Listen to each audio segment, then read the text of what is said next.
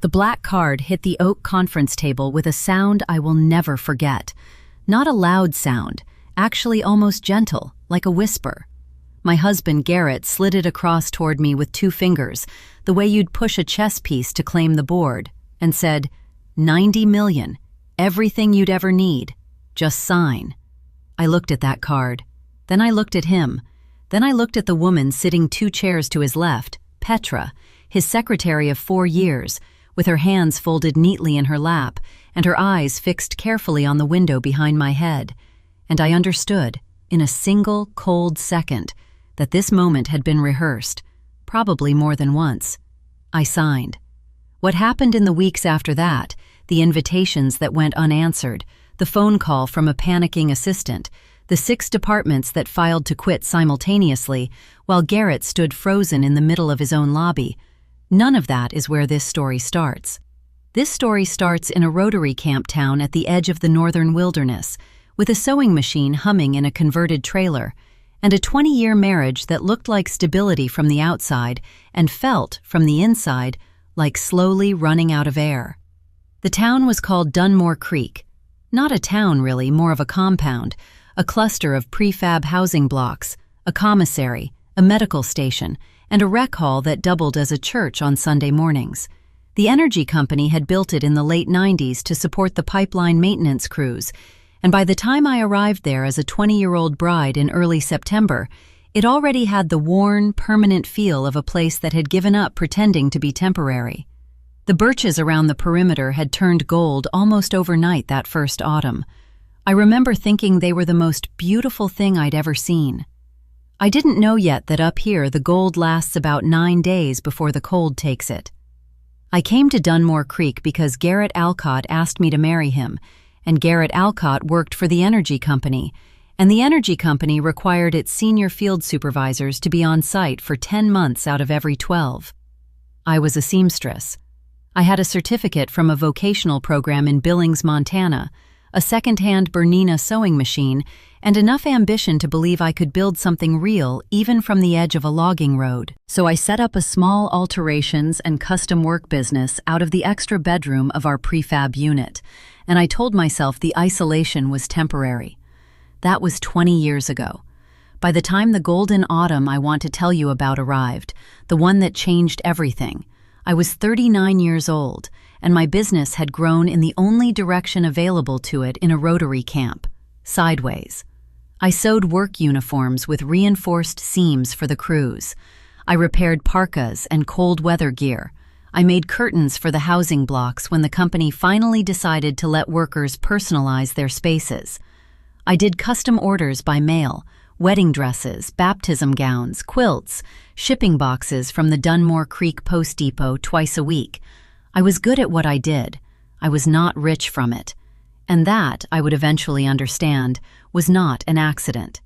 His name was Garrett, and for the first decade I genuinely believed he was a good man who worked hard and loved me in the direct, uncomplicated way that men from small Montana towns sometimes love their wives, without much ceremony, but with consistency.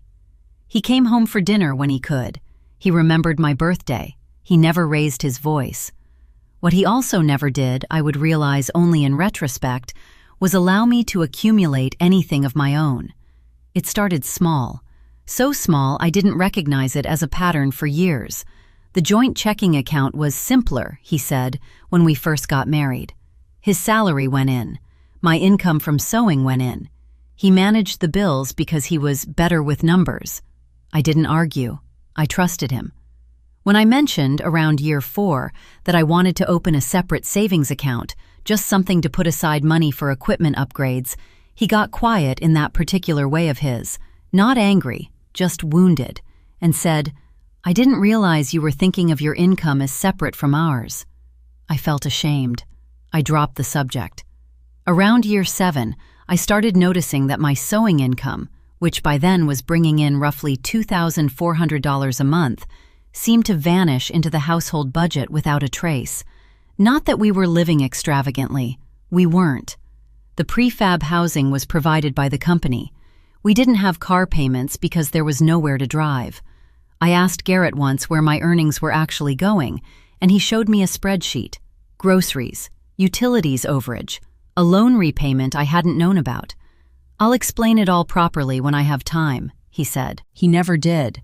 I want to be precise about something. He never took money directly from my hands. He never told me I couldn't spend. What he did was construct a financial environment in which I never had access to anything that was purely, unambiguously mine. Every dollar I made was absorbed before I could touch it. Every time I got close to understanding the full picture, there was another layer, another account, another expense, another reasonable-sounding explanation. After a while, I stopped asking. That's the thing about slow suffocation. You adjust your breathing. You tell yourself you're fine. You start to believe the tightness in your chest is just how the air is up here. The person who actively helped him maintain this arrangement was his sister, Darlene. Darlene Alcott Pruitt was 46 years old that last autumn, and she had been my sister-in-law for exactly as long as I'd been married. She worked remotely as a financial compliance officer for the same energy company, which meant she understood money in a technical, procedural way that I, with my vocational certificate and my sewing patterns, absolutely did not. She was also my closest female company at Dunmore Creek for most of those 20 years, because there weren't many women at the camp, and the ones who were there rotated in and out on 18-month contracts, while Darlene and I were permanent fixtures. I trusted her the way you trust the only other person who speaks your language in a foreign country. Completely, without thinking about it, because the alternative was loneliness. She was the one who suggested, around year 12, that I run all large client payments through the household account for tax simplicity. She was the one who explained to me, patiently and with genuine seeming kindness, that my business technically operated as a sole proprietorship under Garrett's address, which meant that for liability purposes, it was advisable to keep finances consolidated. I didn't know enough to push back. She had credentials. She had a tone of voice that made you feel foolish for doubting her. What I didn't know then, what I would only understand much later, when I finally got a real accountant to look at 20 years of records, was that Darlene had been structuring my income to flow directly into accounts that Garrett controlled, accounts that I had nominal but not practical access to. Every form I'd ever signed had buried this in language I hadn't known how to read. I had been funding my own disappearance, one invoice at a time. But in that last golden autumn, I didn't know any of that yet. What I knew was this: the birches had turned yellow again, the way they did every year for 9 days before the cold stripped them. My old dachshund, Remy, was 11 years old and slowing down. He slept most of the afternoon now, curled on the fleece mat I'd sewn him from offcuts, his long nose twitching at smells only he could identify. My sewing machine was humming with a custom order, a winter coat with hand-sewn buttonholes for a woman in Spokane who'd found me through an online alterations forum. The camp outside my window smelled like diesel and pine, and the first edge of frost. Garrett had been spending more time in the company's southern hub, Billings, where the administrative offices were located, and less time at Dunmore Creek. He said it was a project, a restructuring initiative. I believed him, because I had spent 20 years practicing believing him. Then one evening in early October, I was at the commissary picking up thread and a bolt of interfacing when I overheard 2 of the administrative assistants talking in the next aisle. They stopped when they saw me. One of them, a young woman named Cassidy who'd only been at the camp for 6 months, went slightly pink and looked at the floor. "Sorry," she said. We weren't—" "It's okay," I said, even though something cold had just settled in my sternum. I paid for my thread and walked back to the trailer through the birch trees, the yellow leaves coming down around me in the still air, and I thought about the particular way Cassidy had gone pink. I thought about the way the other woman had grabbed her arm just before they saw me. I thought about the word I'd caught before they stopped talking. Not a sentence, just a single word. The word was Petra. Remy was waiting at the door when I got home, wagging his whole back half the way he always did, and I bent down and held his warm, solid body against my chest for longer than usual. He smelled like the fleece mat, like home. like the only constant, uncomplicated thing in a life I was beginning to realize I had never fully understood. I didn't say anything to Garrett that night. I set his dinner on the table, I answered his questions about my workday, and I watched his face across the kitchen, the way you watch a door you've always assumed was locked, wondering, for the first time, what might be on the other side. I was still watching when he flew back to Billings 3 days later, and that was when I started looking. Looking back, I think some part of me already knew. You don't spend 20 years with a person without learning the texture of their lies, the way they're smooth where honesty would be rough, the way they never quite land on a direct answer when a simple one would do. I just hadn't been willing to call it by its name. The first thing I did after Garrett flew back to Billings was drive to the post depot and overnight mail a request to the Montana Secretary of State's office for every business registration document associated with my name and address. Then I called a woman named Sylvia Crane, a CPA in Great Falls who specialized in forensic accounting for divorce cases. I'd found her through an online forum, the same alterations forum where I'd gotten the Spokane court order.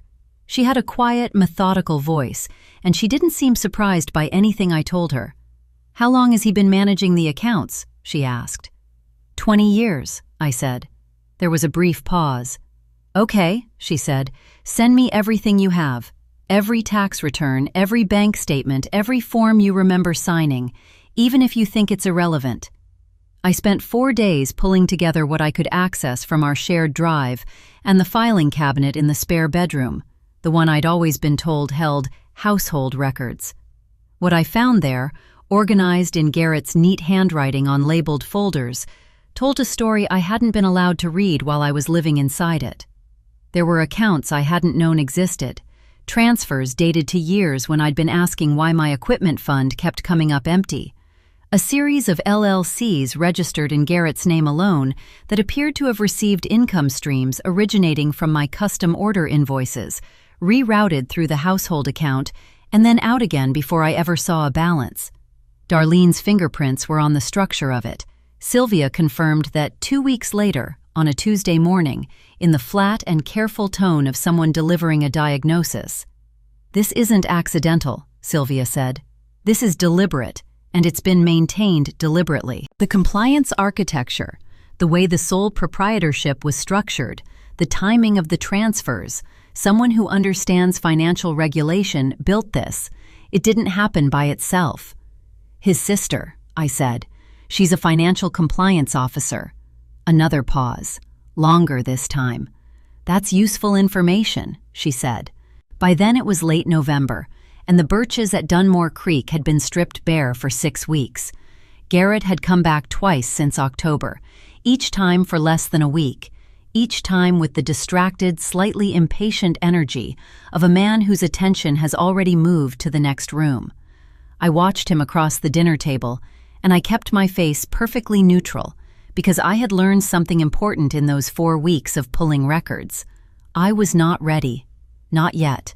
And an unready woman who tips her hand loses everything.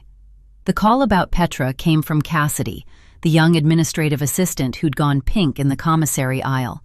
She came to my door on a Thursday evening, still in her work vest, her breath making small clouds in the cold air, and she said, "I'm sorry.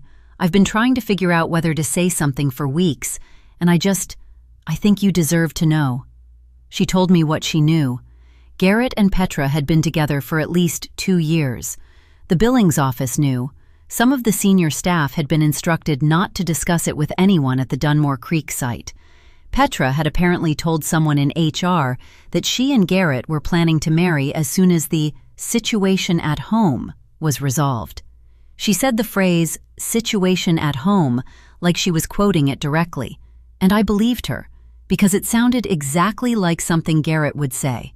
Not a wife, a situation. I thanked Cassidy. I made her a cup of coffee because she was shaking slightly from the cold and from the nerves, and I told her she'd done the right thing. After she left, I sat down at my sewing machine and I finished a buttonhole on a wool coat for a client in Portland, because I needed my hands to be doing something precise. The divorce filing was ready in January. Sylvia had connected me with an attorney in Billings named Marcus Webb, a man who wore reading glasses on a chain and had the unhurried manner of someone who had seen absolutely everything, at least twice. He reviewed Sylvia's forensic accounting report and said, without looking up from the pages, "This is going to be an interesting conversation." Garrett's lawyer called our side in February to propose a settlement. That was when I found out the number, $90 million, loaded onto a black card, clean and simple and designed to feel like generosity. What it actually was, Marcus explained to me, was a calculation. Garrett's team had run the numbers. They knew what Sylvia had found. They knew that if this went to court, the full 20 years of financial structuring would become part of the public record, including Darlene's role in it, which touched her professional credentials and potentially her employer. $90 million was cheaper than exposure. It was also, Marcus pointed out quietly, significantly less than what a court might award if a judge heard the full accounting. "You could fight it," he said. "I know," I said, "but I'm done fighting. I just want out clean." He looked at me over his reading glasses for a moment. "Clean is harder than it looks," he said, "but all right, your call." The meeting was at a conference room in a downtown Billings law office on a gray afternoon in early March, the kind of day where the sky and the street are the same color and the whole city feels like it's holding its breath. I wore a wool blazer I'd made myself, dark charcoal, clean lines, not a single loose thread.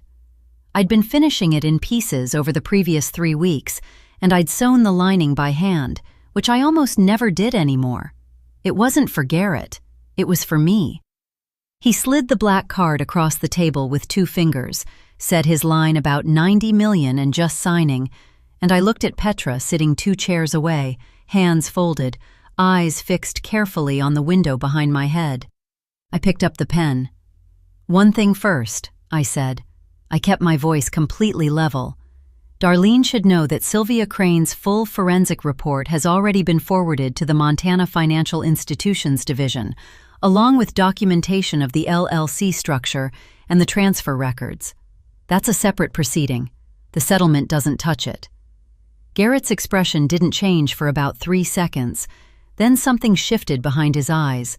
Not panic, not yet, but the first tremor of it, the moment when a man realizes the room he thought he controlled has a door he didn't know about. Petra unfolded her hands and refolded them. I signed the papers. I put the cap back on the pen. I set it down parallel to the edge of the table, the way you'd set down something you were finished with, and I stood up and picked up my coat from the back of the chair. "Good luck with the wedding," I said. I didn't look at either of them when I said it. I was already walking toward the door. I had 1 suitcase in my car. Remy was in his travel crate in the back seat, 12 years old now, his muzzle gone gray, but still wagging when I opened the door and let him smell my hand. I drove to a motel on the north side of Billings, ordered a pizza, and sat on the bed with Remy curled against my knee while I ate and watched the local news and felt, for the first time in longer than I could accurately calculate, like the air in the room belonged to me. The invitations to Garrett and Petra's engagement party went out to the entire firm in April. I know this because Cassidy texted me about it. We had exchanged numbers after that November evening, and she'd become something like a source, something like a friend. She sent me a screenshot of the digital invite with a single comment: "Nobody is going to reply to this." She was right. Out of 63 invitations, 4 people RSVP'd. 2 of them were Garrett's golf buddies from outside the company. 1 was a vendor. 1, Cassidy suspected, had clicked the wrong button. Then, on a Wednesday morning in late May, Garrett's assistant, a man named Troy who had apparently been loyal to Garrett for 11 years, called the firm's HR director in a state that Cassidy later described to me as barely functional panic. 6 departments had filed formal resignation notices simultaneously. Not individually, not in 1s and 2s, simultaneously, in a coordinated block, submitted through the HR portal within the same 40-minute window. Field operations, project coordination, logistics, 2 divisions of technical services, and the administrative support team that handled the northern sites, including Dunmore Creek. 41 people. I found out later through Cassidy what had apparently happened. When the forensic report about the LLC structure became known, and in a company of that size, in a region that small, things become known, people had started asking questions about other financial arrangements in the firm. What they found, or enough of them found, was that Garrett had been skimming project budget overages into those same LLCs for years, and that at least some of those overages had been constructed artificially. The people who filed to quit weren't doing it because they liked me. Most of them had never met me. They were doing it because they'd realized the man running their division had been treating the company's money the same way he'd treated mine, as a resource to be quietly redirected when no one was looking closely enough. Troy called Garrett while he was standing in the firm's lobby, waiting for the elevator. Garrett apparently stood there for a long time after the call ended, not moving, the phone still in his hand, while people walked around him. I wasn't there to see it. I heard about it from Cassidy, who heard about it from Troy, who she'd started dating sometime around April. I was in a rented apartment in Missoula by then, a second-floor place with tall windows and good light, and enough room for my Bernina and a cutting table, and a proper dress form for the first time in my adult life. The settlement money was in an account with my name only. Marcus had made sure of that.